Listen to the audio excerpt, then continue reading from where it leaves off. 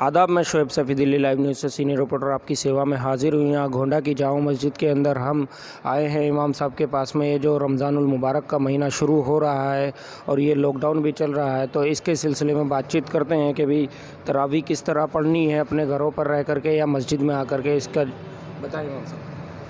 सबसे पहले तो मैं रमज़ान की पूरे हिंदुस्तान और पूरी दुनिया के मुसलमानों को मुबारकबाद देता हूँ और ये दुआ करता हूँ कि अल्लाह करे ये रमज़ान उनकी ज़िंदगी में खैर, बरकत और आफ़ियत का रमज़ान साबित हो।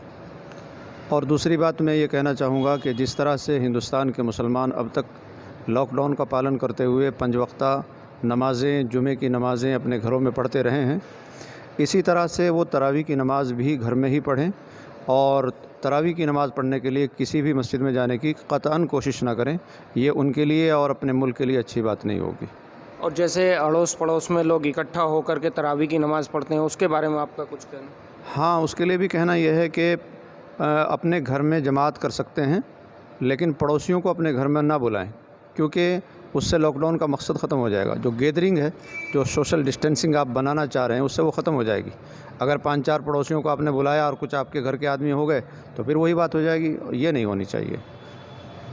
और घर के अंदर जो 10 सूरह से तरावी पढ़नी है, उसके अंदर अगर किसी को सूरत याद नहीं है, 10 नहीं याद, किसी को 8 याद है, किसी को 2 याद है, किसी को 4 याद है, उसके बारे में कैसे तरावी पढ़नी है? देखिए, नमाज के सही होने के लिए सूरह फातिहा और सूरह फातिहा के बाद, जैसे कि तरावी का मसला है, तो कम से कम 2 सूरत याद होना काफ़ी है।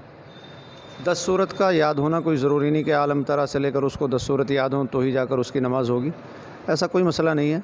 अगर किसी आदमी को इन्ना तईना और कुल वल्लाह ही आती है तो बस वो 10 की 10 यानी 20 रकात में इन दोनों सूरतों को ही पढ़कर अपनी नमाज़ पूरी कर सकता है।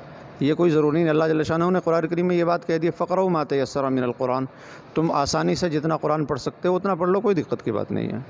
और घर पर औरतों को भी तरावी का एहतमाम करना है।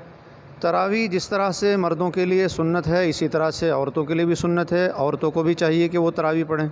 औरतों को लेकिन ये चाहिए कि वो तरावी जमात से ना पढ़ें, बल्कि वो अपनी तरावी अलग अलग पढ़ें। लेकिन जैसा कि आजकल घरों में मर्द जमात कर रहे हैं, तो अगर वो मर्दों के पीछे जमात में शरीक हो जाएं तो कोई हरज की बात नहीं, वो शरीक हो सकती हैं। और जैसे मौलाना साहब ने हरम शरीफ में फ़ैसला किया है कि इस साल 10 रकात की तरावी पढ़ी जाएंगी, और हमारे यहाँ जो मामूल हमने देखा है अब तक 20 रकात का देखा है, उसके बारे में आप क्या कहें? देखिए, हरम वालों ने जो इस वक्त ये फ़ैसला किया है, इसको तकरीबन सभी उलमाए किराम मना कर रहे हैं कि इस तरह का कोई मसला नहीं होना चाहिए।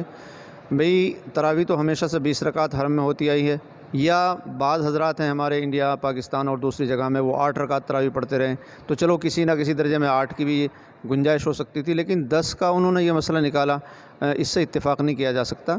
आपको चाहिए कि आप पूरी 20 रकात तरावी ही पढ़ेंगे।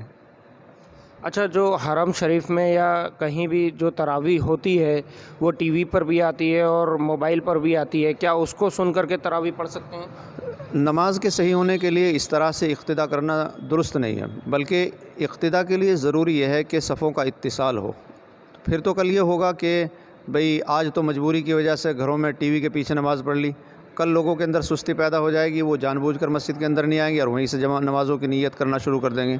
इसको किसी भी दर्जे में सही करार नहीं दिया जा सकता और इस तरह से नमाज नहीं होगी, बल्कि मुस्तकिल तौर पर एक इमाम हो और उसके पीछे लोग खड़े हों, वहीं आकर नमाज दुरुस्त होगी। और कोई ऐसा पैगाम जो आप हिंदुस्तान के मुसलमानों को देना चाहते हो इस लॉकडाउन के चलते, किस तरीके से अमल में जो है शिरकत करनी है, उसका कोई तरीका?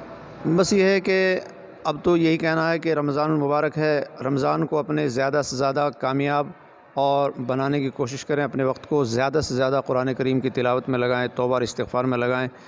हंसी मजाक और इधर उधर की बेकार की फजूल बातों में अपने वक्त को ज़ाया ना करें। ये मान कर चलें कि हो सकता है ये रमज़ान हमारी ज़िंदगी का आखिरी रमज़ान हो, न जाने फिर आइंदा कभी रमज़ान हमें नसीब हो या ना हो। अपनी आखिरत की तैयारी करें और दुआ करें अल्लाह ताला से कि अल्लाह ताला पूरी दुनिया को इस मोहलिक बीमारी से महफूज फरमाए। चलिए, आपका बहुत बहुत शुक्रिया हमारे साथ जुड़ने के लिए। ये थे गोंडा की जामा मस्जिद के इमाम, और अब हम चलते हैं, रुख करते हैं कि दूसरी खबरों की ओर।